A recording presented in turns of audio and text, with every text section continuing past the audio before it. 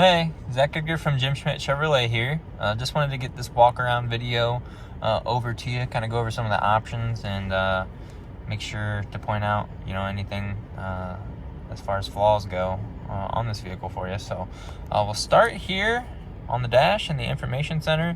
Right here in the middle, you can actually get a bunch of good information on the vehicle. For example, we're looking at brake pad life here, air filter life, tire pressure, oil life, fuel range, trips, DEF fuel fluid, fuel filter, just a bunch of good info there. You can also have your music displayed here as well as your navigation, phone, and then here in the settings you can kind of customize what information you want displayed. We'll take it on back to the steering wheel. Cruise control is located here to the left. You got your seat buttons on the back side of the steering wheel and your volume on the other side and the back side. Your voice commands and hang up calls. This is how you control that information center I was just showing you on right there. Moving over to the left, you got your windshield wiper controls here. You got a couple different drive modes on this. So if you turn it to the left, that little towing icon appears here on there, and then if you go to the right, you have normal, sport, and off-road modes for this vehicle. And what that does is changes the shift points of the engine to kind of cater to what you're doing, as far as if you're trying to see how fast this thing goes, it'll keep you in the power bands longer, to whereas if you're in tow mode or off-road mode, it'll switch it accordingly. You do have fog lights and bed lights on this thing, as well as your cluster dimmers and brighteners, and then your regular headlight controls located there. Park brake right here. It does have memory seating on this one, as well as Bose premium seating or speakers. Power folding mirrors, as you can see. Fold those back out. And now we'll move over to the entertainment center. This does have Android Auto and Apple CarPlay, I believe wirelessly, so you won't have to plug your phone in to access those features. Also has factory navigation as well, although I do prefer Android Auto and Apple CarPlay a little bit better than the nav. It also has the trailering checklist, so you can have it cycle through all the lights on the trailer. That way it's only a one-person job. You don't have to do all that and have two people making sure everything's good to go with your trailer.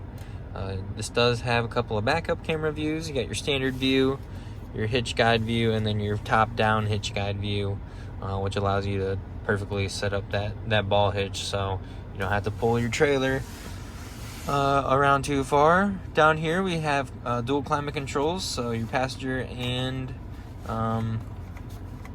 driver can have their own temperatures.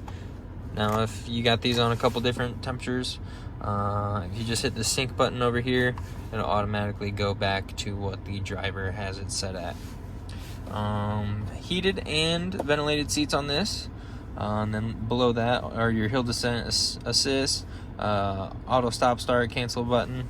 You can release the tailgate here with this one, your hazards, traction control, and then you do have a 110 volt outlet in the bed that you can turn on and off with this button here. Trailer brake controller, USB-C and regular USBs located there, as well as your cigarette outlet and your standard wall outlet here. It does have the wireless charging for your phone. The universal home remote here located up top, and then your sunroof controls here, and then your sliding fifth window control is back there. So that is the interior in a nutshell, and now let's get out, walk around it, and check it out. This hasn't been detailed yet, so as you can tell, it came in pretty clean as far as that goes, so it's not like the last owner was using and abusing it, so that's always good to see. Back here you do have some storage underneath the seats. as well as in the seats here, and then the folding center. And a couple USBs and a cigarette outlet thing here in the back for your rear passengers. So that is that. Now let's walk around and see if we can find any scratches or dings or anything like that on this. Driver's side front panel looks good.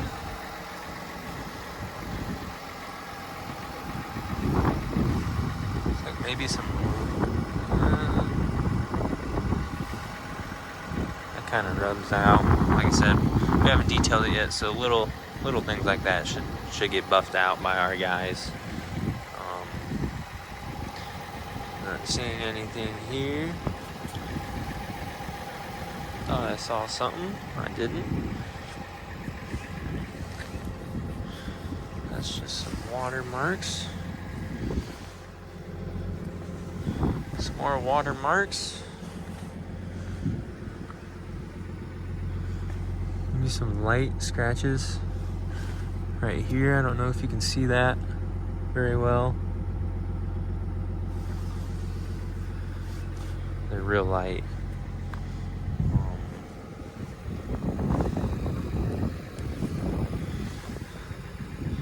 You have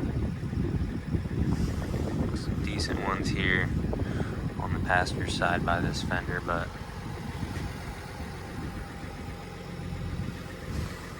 like I said, we haven't detailed it yet. It should look a little bit better, but I think you're still gonna definitely have some scratching here along this body line here. So that's one to note. Looks like there's something going on down there as well.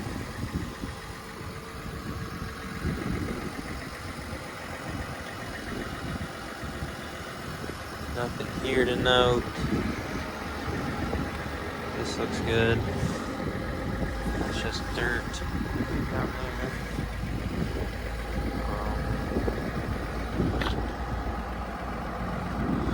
There's a little bit of scratching. You can't see it very well. Here on the hood, I don't know if you can see that well.